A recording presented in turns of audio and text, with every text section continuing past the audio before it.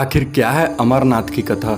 क्यों जो भी इस अमर कथा को सुन लेता है वह अमर हो जाता है? पौराणिक कथाओं के अनुसार एक बार माँ पार्वती ने बड़ी उत्सुकता के साथ देवाधिदेव महादेव से यह प्रश्न किया कि ऐसा क्यों होता है कि आप अजर अमर है और मुझे हर जन्म के बाद नए स्वरूप में आकर फिर से कठोर तपस्या करके आपको प्राप्त करना होता है। जब मुझे आपको ही प्राप्त करना है फिर यह मेरी तपस्या क्यों? और आपके कंठ में पड़ी यह परमुंड माता और आपके अमर होने का कारण वह रहस्य क्या है? तब महादेव ने पहले तो माता को यह रहस्य बताना उचित नहीं समझा, लेकिन माता पार्वती के हट के आगे उनकी एक न चली। तब शिव जी माँ पार्वती को अपनी साधना की अमर कथा, जिसे हम अमरत्व की कथा के रूप में जानते हैं, वह कथा महादेव जी ने इस अमरनाथ की गुफा में ही सुनाई। शिव जी ने माँ पार्वती से एकांत व गुप्त स्थान पर अमर कथा सुनने को कहा, जिससे कि अमर कथा को कोई भी जीव, व्यक्ति और यहाँ तक कि कोई पशु पक्षी भी ना सुन ले, क्योंकि जो कोई भी इस अमर कथा को सुन लेता वह अमर हो जाता। इसी कारण से शिव जी माँ पार्वती को लेकर किसी गुप्त स्थान की ओर चल पड़े। सबसे पहले भगवान शिव ने अपने सवारी नंदी को पहलगाम पर छोड़ दिया। इसीलिए बाबा अमरनाथ की यात्रा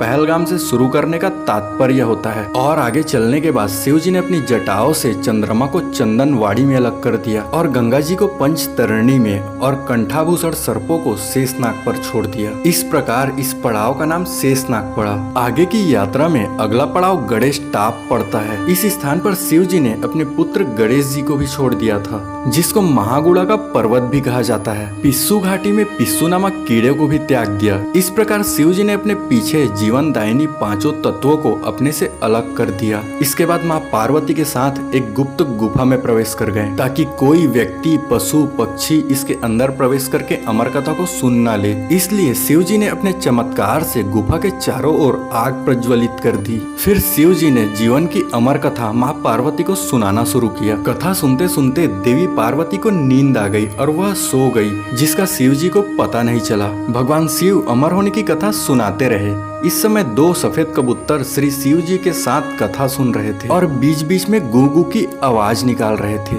शिव जी को लग रहा था कि माँ पार्वती कथा सुन रही है और बीच बीच में हुंकार भर रही है। इस तरह से दोनों कबूतरों ने अमर होने की पूरी कथा सुन ली। कथा समाप्त होने पर शिव जी का ध्यान माँ पार्वती की ओर गया, जो कि सो रही थी। तब शिव जी ने सोचा कि अगर पार्वती सो रही है तब इसे सुन कौन रहा था। तब महादेव जी की दृष्टि कबूतरों पर पड़ी।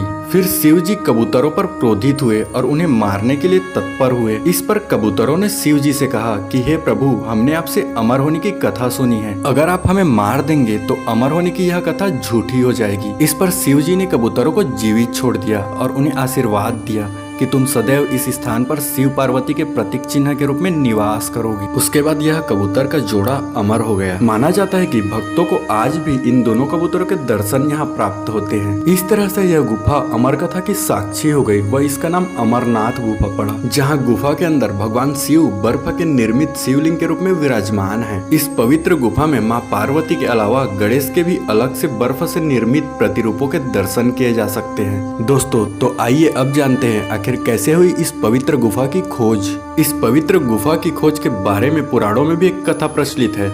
एक बार एक गडरिये को एक साधु मिला, जिसने उस गडरिये को कोयले से भरी एक बोरी दे दी, जिसे गडरिये ने अपने कंधे पर लाद कर अपने घर को चल दिया। जब घर आकर उसने बोरी खोली तो वह बहुत आश्चर्यचकित हुआ, क्योंकि वो कोयले की बोरी अब सोने के सिक्कों की हो चुकी थी। इसके बाद वह गडरिया साधु से मिलने व धन्यवाद देने के लिए उसी स्थान पर गया जहाँ साधु उसे मिला था। लेकिन वहाँ उसे साधु नहीं मिला, बल्कि ठीक उसी जगह उसे एक गुफा दिखाई दी। गडरिया जैसे ही गुफा के अंदर गया तो उसने वहाँ पर देखा कि भगवान शिव बर्फ के बने शिवलिंग के आकार में स्थापित थे।